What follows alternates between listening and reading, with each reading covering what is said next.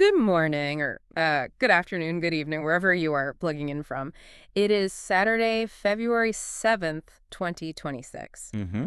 I really hope you have a large mug of something caffeinated because we have a lot to get through today. We really do. I'm on my third espresso, and I still feel like I'm moving in slow motion compared to the news cycle this week. It's been wild. It really has been one of those weeks, hasn't it? I was looking at the trade papers this morning, and it feels like the industry just decided to hit the fast forward button. Right. Usually, we get one big story a week. This week, we have about 5, and they all kind of contradict each other. It's a bit of a mess. Completely. It's whiplash central. I mean, we have box office numbers that honestly defy the laws of mathematics. They really do. We have casting shakeups in movies that I thought were already halfway done filming. Yeah, that was a surprise. And we have legal battles over franchises that are, like, old enough to order a drink at a bar. I feel like I need a flowchart just to understand who is suing whom and who is starring in what. We'll take a breath. That is exactly why we're here. Okay. To slow it all down, put that flowchart on the table, and see if we can make some sense of the chaos. That is the mission. We aren't here for the gossip, though. Let's be honest. We'll probably touch on it a A little. little bit. It's unavoidable. We are here to understand the heartbeat of the industry. We're going to look at the massive global dominance of Durandar, the absolute mess that is Hera Fairy 3, and that surprising pivot in the Ramayana casting. And more importantly, we're going to ask why these things are happening.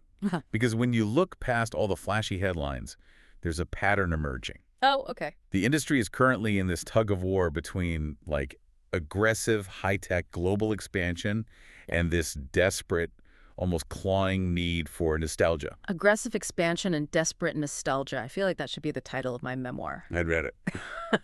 But let's start with the aggression. Let's start with the behemoth. We have to talk about Durandar. You cannot avoid it. It's the 800-pound gorilla in the room. So for anyone living under a rock, Ranveer Singh teamed up with Aditya Dar, the director behind Yuri, of course, for this massive action film, Durandar. It dropped on streaming recently. And the headline is that it is officially the most watched film on Netflix globally. Not just non-English, not just trending in India, #1 in the world. Which is a staggering achievement. I mean, it puts it in the same league as, like, Squid Game or Lupin in terms of its cultural footprint. It's huge. But I want to dig into where those numbers are coming from, because the data is, it's really fascinating when you break it down. Right, I saw the breakdown. It's obviously massive in India, but it's ranking at the very top in Pakistan and the Gulf nations. And here is where I get confused. Isn't the film technically banned in some of those regions? It is, yeah. And this is where we have to talk about the difference between, political posturing and what the audience reality actually is. Okay. You cannot buy a ticket to see Durandar in a theater in Lahore or Jeddah. The censorship boards have said no, flat out. But on Netflix, it's #1. So how does that even work, technically? Is Netflix just ignoring the ban? It's a mix of things. First, streaming rights. Yeah. They operate differently than theatrical distribution rights. Right. So often, a ban applies to public exhibition, cinemas. Right, the public screening. Exactly. Private consumption on a handheld device or your TV is a much grayer area legally in some jurisdictions. But more importantly, it's just technology bypassing borders. You mean VPNs and all that stuff? You have VPNs, virtual private networks, where users can route their IP addresses through other countries. You have account sharing. It's just really hard to enforce. So essentially, the ban is an analog concept in a digital world. Precisely. You put it perfectly. It's performative. Governments can put up these fences, but the internet is a bird. It just flies right over them. And what this proves, really, is that the cultural appetite for Indian cinema, specifically high-octane, star-driven content, it just completely overrules political boundaries. The audience in Pakistan, the audience in the Gulf, they want to see Ranveer Singh. They want to see the spectacle. They really don't care about the geopolitics of the release. It's the forbidden fruit effect, too, isn't it? You tell someone they can't watch something. And that's the first thing they want. That is the first thing they're going to search for. 100%. But look at the business implication here, because this is the real game changer. Go on. If you're a producer in Mumbai, you used to cry over lost revenue from the Pakistan box office. It was a significant market. Now you just don't care as much. Why not? Because Netflix pays you a global lump sum. Whether the guy watching it in Lahore is using a VPN or not, Netflix just sees the engagement. They see the eyeball. And that drives the price up for your next movie. Which brings us perfectly to the next insane number regarding this franchise. Durandar 2. Durandar. The Revenge. The sequel hasn't even come out. It's dated for March 19th. But we have reports that it has already secured a pre-release deal of Rs 245 crore. 245 crore. Let's just pause and unpack that number for a second, because to a casual listener, that just sounds like a lot of money. It sounds like an insane amount of money. It is, but we need to understand what a pre-release deal actually is. Okay, yeah, please explain it to me like I'm 5. Because if the movie hasn't sold a single ticket, who is paying 245 crores? So a pre-release deal usually bundles all the non-theatrical rights. We're talking about satellite rights for TV channels, digital rights for streaming platforms like Netflix or Prime, and the music rights. Okay. Sometimes it even includes overseas distribution rights, too. Okay, so before the box office even opens, they've basically sold the guts of the movie to all these different platforms. Exactly. Now, consider the budget. Let's say, just for argument's sake, Durandar 2 cost 200 crore to make, which is a huge budget. A massive budget. If they've already sold the rights for 245 crore, the producer is in profit by 45 crore before the first show starts. That's wild. That completely removes the risk. It de-risks the investment entirely. And that is why we're seeing this universe model everywhere.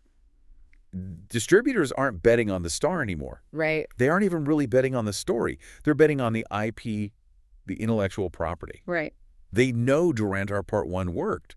So they are willing to write a blank check for Part 2 because the brand value is already established. But doesn't that make studios lazy? I mean, if I've already made my profit, why should I care if the movie is actually any good? That is the eternal struggle of commerce versus art, isn't it? Right. Yes, it absolutely can lead to laziness. But in this case, with the release date of March 19th, which is remarkably soon. You didn't even ask about that. It suggests they probably shot these films back to back. That was my next question. March 19th. We're in February. That's barely a gap. It suggests a strategy we call the flood. The flood. They want to dominate the cultural conversation for a solid 6 months. Release Part 1, let it peak on streaming, get everyone talking, and then boom, hit them with Part 2 in theaters while the iron is still hot. It's aggressive. It's exactly what I meant by aggressive expansion. Just overwhelming is what it is. But speaking of aggressive expansion and making a lot of money, let's talk about the man who apparently discovered the fountain of youth and filled it with protein shakes. Glory be low. Sunny Deol. The Renaissance continues. Border 2. We're on day 16. Usually, by day 16, a big action movie is pretty much dead in the water. It's done. Yeah, the run is over. But this thing is still printing money. It's gross something like 280 crore. And that's likely the net collection. Yeah. The gross figure is probably even higher. What's impressive here is the hold. The hold. Action movies are usually front-loaded, meaning everyone rushes to see them on the first weekend, and then it drops by like 60 or 70% on Monday. Border 2 hasn't dropped like that. It's holding steady. Why do you think that is? Is it just pure nostalgia? Well, nostalgia gets them in the door on Friday, but good content is what keeps them coming back on Tuesday. You have to give credit to the casting strategy here. You have Sunny Deol for the older generation who remembers 1997, but then you have Barundawan and Diljit Dosanjh. And Diljit is huge right now. He's a global icon. He brings in a whole different audience, and Varun brings in the families and the youth. It's what they call a 4-quadrant film. Appeals to everyone. It appeals to men, women, young, and old. That's why it's sustaining week after week. But here is the news that really caught me off guard.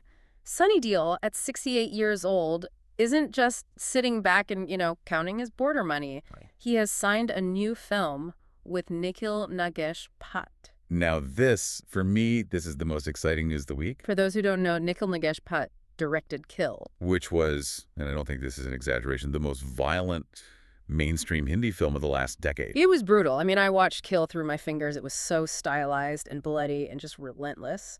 It was a masterpiece of action choreography, a total game changer. Now, take that director, who specializes in this close-quarters, gritty, realistic combat, and pair him with Sunny Deol. The Dai Kilo Kahath guy. The man who rips hand pumps out of the ground. Yeah. It's a clash of styles that is just, it's so fascinating. See, I worry about it a little bit. Sunny Deol's brand of action is, Let's call it masala violence. Okay.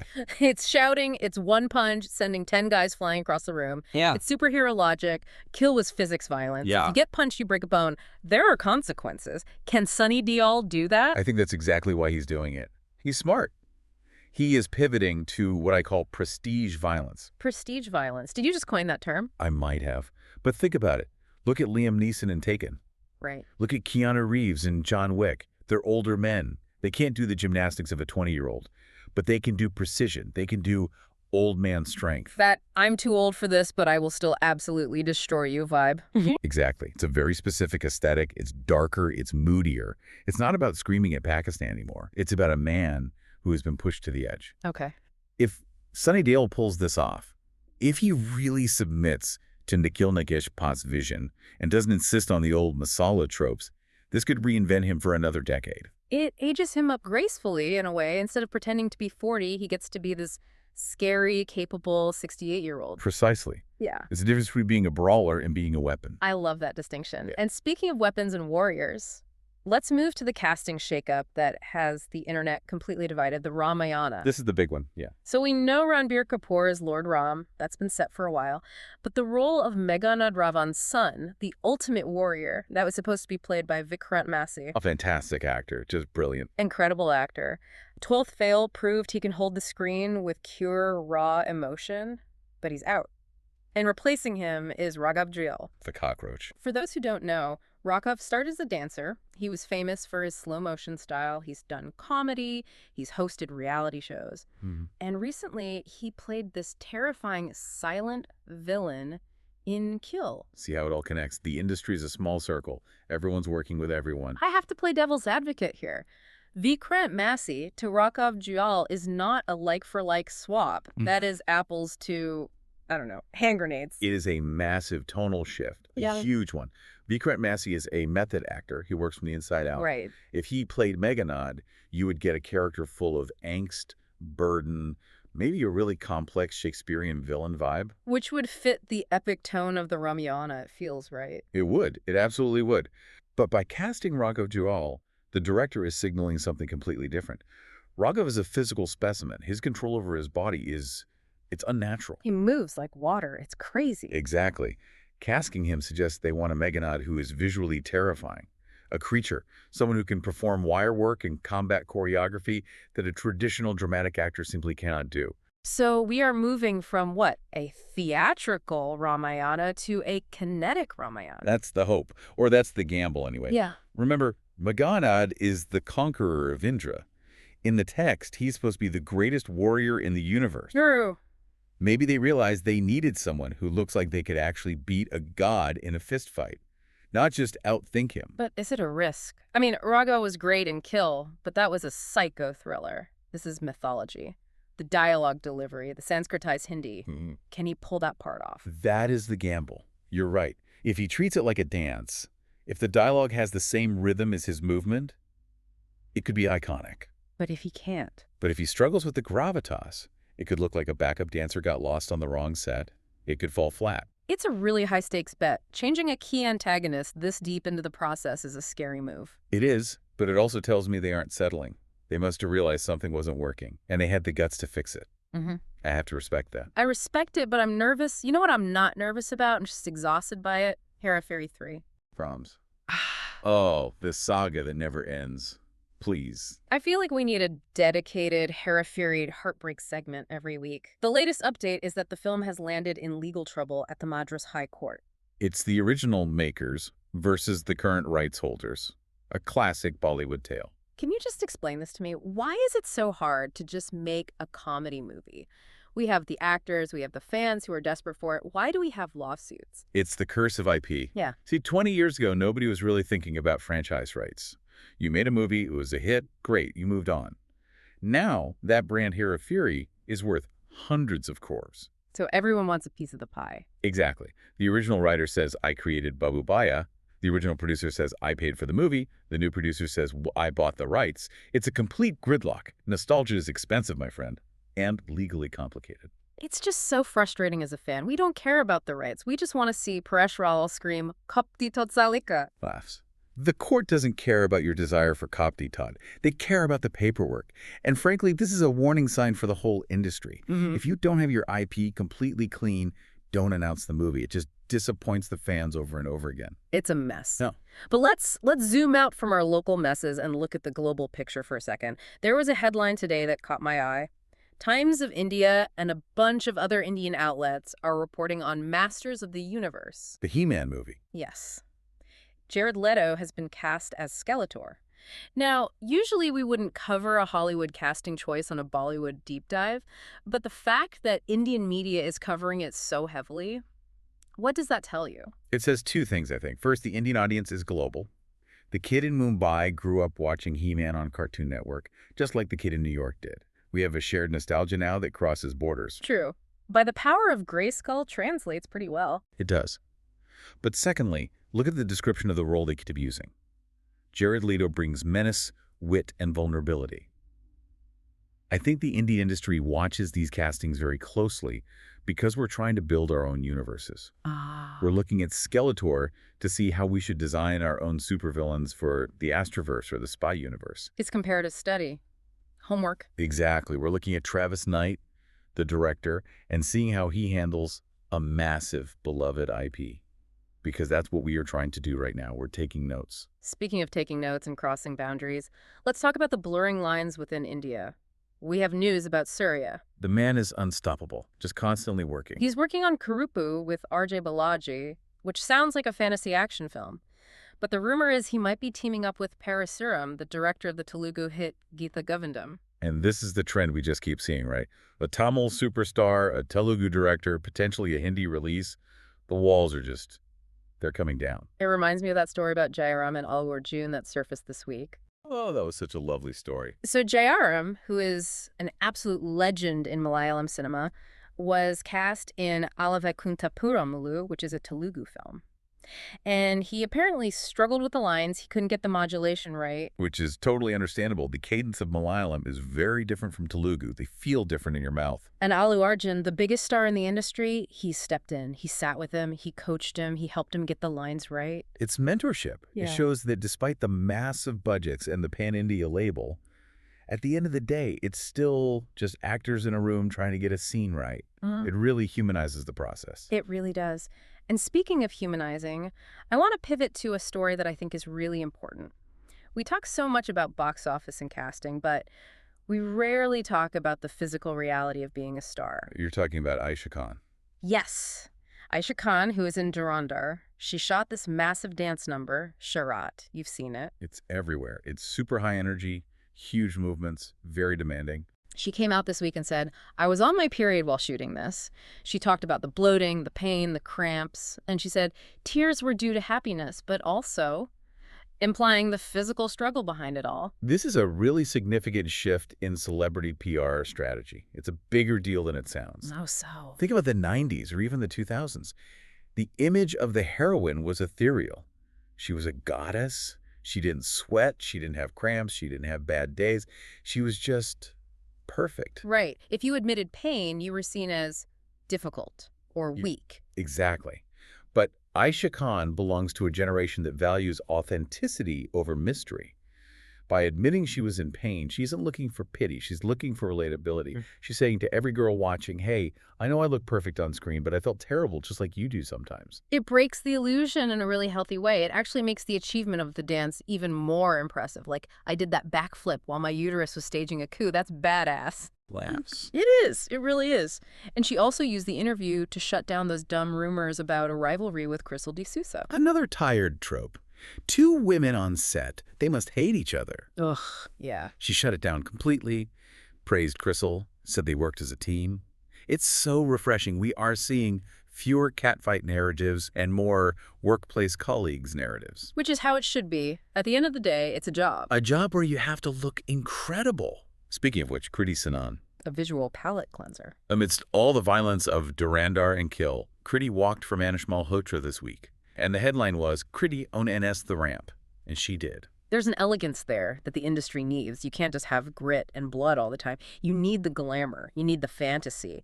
Kriti brings that old Bollywood charm, the poise, the grace. It balances the whole ecosystem. It's the dream part of the dream factory. Right. But, talking about stars, the relationship between them and us, the fans, the media, it feels like it's getting weirdly intimate lately. Access culture, it's a whole thing. We had 2 examples this week.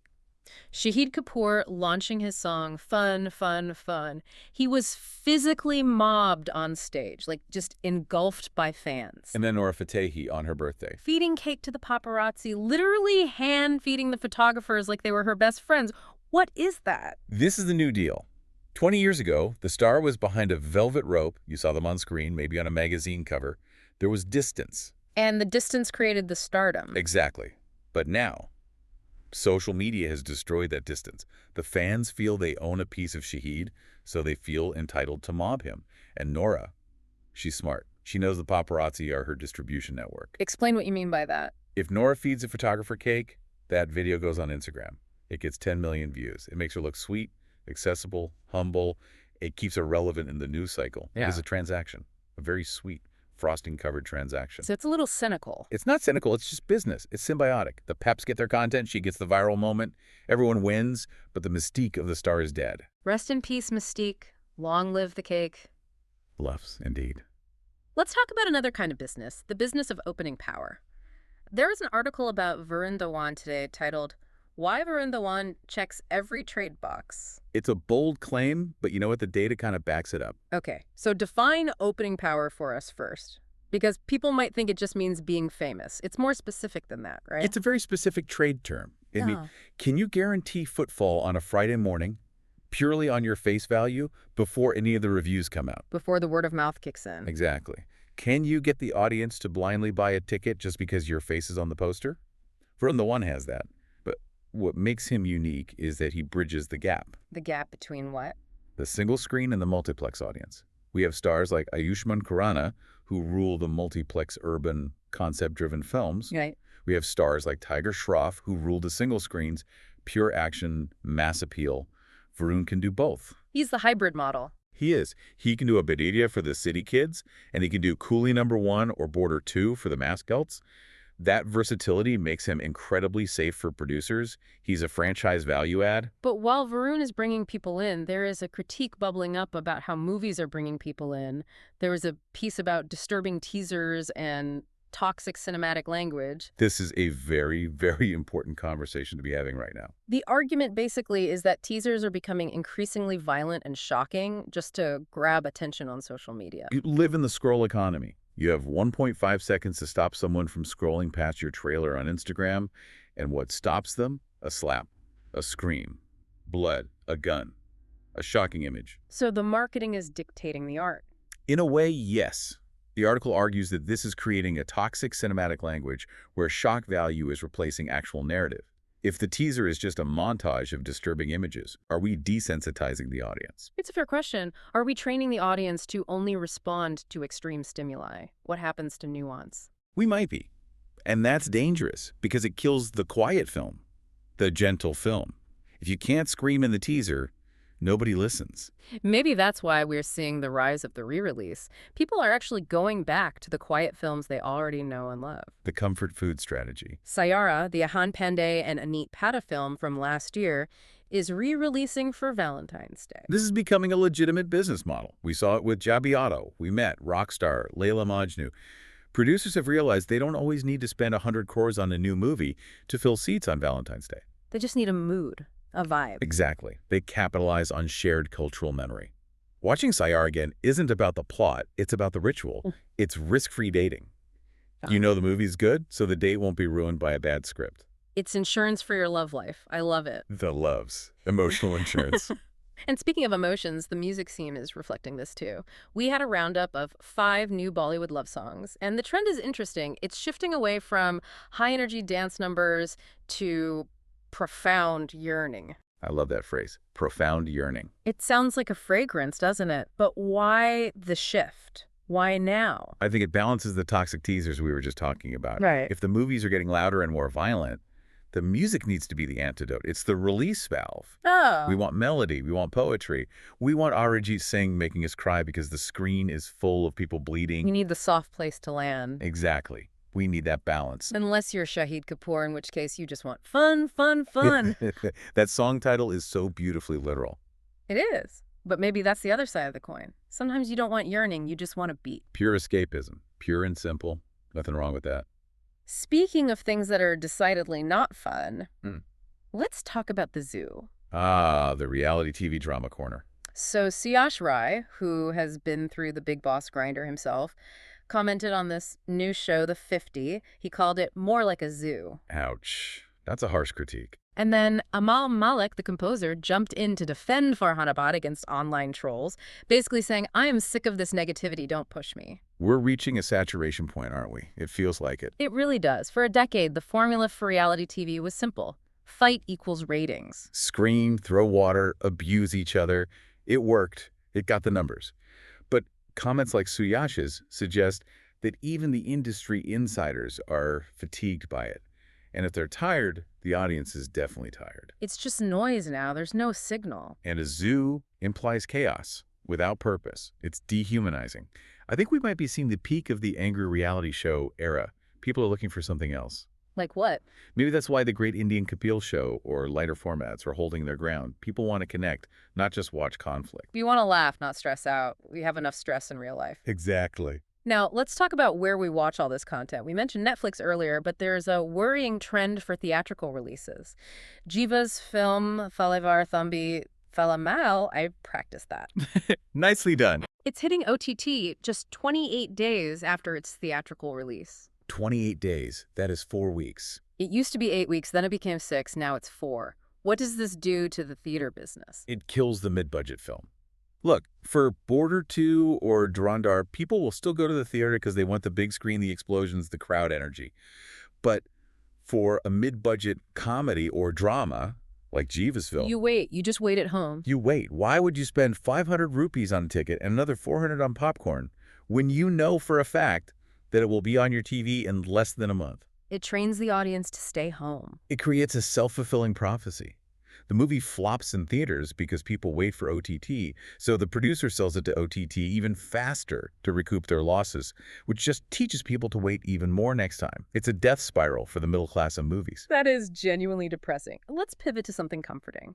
TV sitcoms. The safety blanket of the nation. Pabiji Gar Parhain. Yeah? I feel like this show has been on since the dinosaurs roamed the earth. It is eternal. It will outlive us all. They're having a special called Fun on the Run with 2 climaxes, which, phrasing aside, just sounds like pure, delightful chaos. You can't make this stuff up. But look, amidst the zoo of reality TV and the toxic thrillers, Pabiji remains relevant because it is comfort food, it's consistent, it's silly, you know exactly what you are going to get. It's the Dal Shawal of television. Perfectly put. But because we are complex creatures, GQ just dropped a list of 7 psychological thrillers on Netflix that are deeply unsettling. See? The duality again.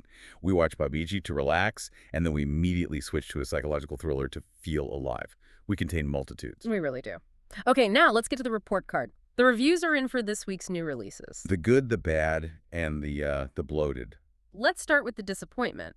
VOD 2. Oh, this one hurts. I really love the first one. The first VOD was such a gem. Sanjay Mishra, Nina Gupta, a thriller about an elderly couple, is brilliant. The sequel, critics are calling it bloated and saying it fails to deliver. It's the classic sequel trap, isn't it? The first movie worked because of the script. It was so tight, so unexpected. It sounds like VOD 2 tried to be bigger but forgot to be smarter. And the same word bloated was used for Enemy, the Pavana starer. This is the takeaway for any writers listening. You can cast Nina Gupta, you can cast Pavana. These are incredible powerhouse actors. But they cannot fix a broken script. Script is king. Always has been, always will be. If the words aren't there, the acting doesn't matter. But there is a bright spot, a steady one. Mardani 3. Rani Mukherjee. She is just reliable. The film is inching towards 30 crore on day 8. Now, that's not Border 2 numbers, but for a gritty, female-led cop thriller. Is incredibly solid. Rani Mukherjee has built a brand of trust with the audience. When you buy a ticket for a Mardani film, you know you aren't getting fluff. You're getting a relevant social issue, a tight screenplay, and a powerhouse performance. every single time. She respects the audience's intelligence. She does. And the audience rewards her with consistency. She doesn't need a 100-crore opening to be a success. She just needs to be profitable and impactful, and she is. Consistency is a superpower in this industry. It really is. Okay, before we wrap up, we have to indulge in some good vibes. The nostalgia section. Because this week marked a huge milestone. 20 years of Rang de Basanti. 20 years. I feel ancient. I really do. The cast reunited to celebrate Amir, Siddharth, Sharman, Soha. That film, it's hard to overstate how important it was. It wasn't just a hit movie. It was a cultural movement. It changed how an entire generation of youth looked at politics. It made it cool to care about the country. It did. And looking at the cast together again, it's really emotional because the themes of that film, youth awakening, questioning authority, fighting for justice, they haven't aged today. If anything, they're more relevant in 2026 than they were in 2006. Absolutely. It's one of those rare films that truly defines a generation. Seeing them all together again is like seeing old friends from college. It really is. And speaking of emotional moments, did you see Priyanka Chopra's post this week? About Sunil Thapa, her coach. Yes, her coach from the Mary Com days. She posted a tribute saying, "You helped when I was broken." That phrase just stopped me in my tracks. You helped when I was broken. We see Priyanka as this global titan, unstoppable, perfect. But to hear her admit that during that shoot, which was physically grueling, that she was broken and needed help. It humanizes her completely. It reminds us that behind the glitz, behind the magazine covers, these are human beings under immense pressure.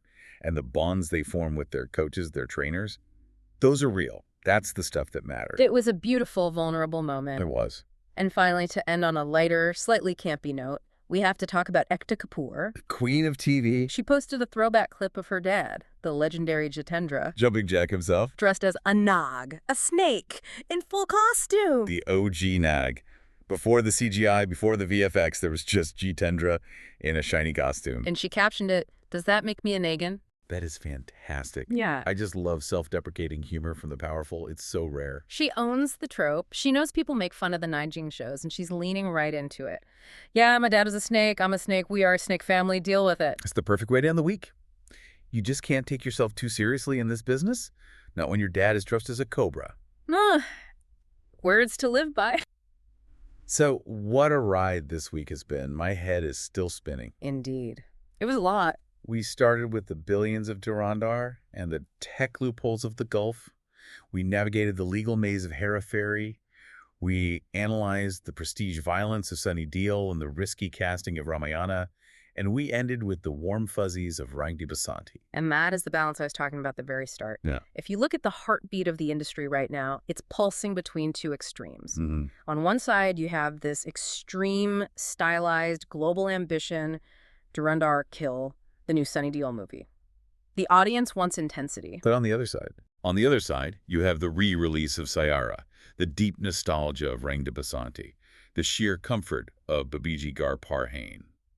The audience also desperately wants safety. They want to be held. We want to be scared by the future, but hugged by the past. That's the human condition in a nutshell. And Bollywood, in 2026, is catering to both sides of it perfectly. So that brings us to the big question for you, the listener. What are you watching this Valentine's season? Are you queuing up for the re-release of a romance to feel those profound yearnings? Or are you logging into Netflix to watch the forbidden fruit of Durandar? Or maybe just waiting for Hera Ferry 3, forever and ever. Don't jinx it. Yeah. Let us know what you're thinking. We'll be back next week, hopefully with more answers and fewer lawsuits. One can hope. From headlines to heartbeats, you've been listening to Bollywood Deep Dive by IndiaRevue.com. Catch you where the stories are.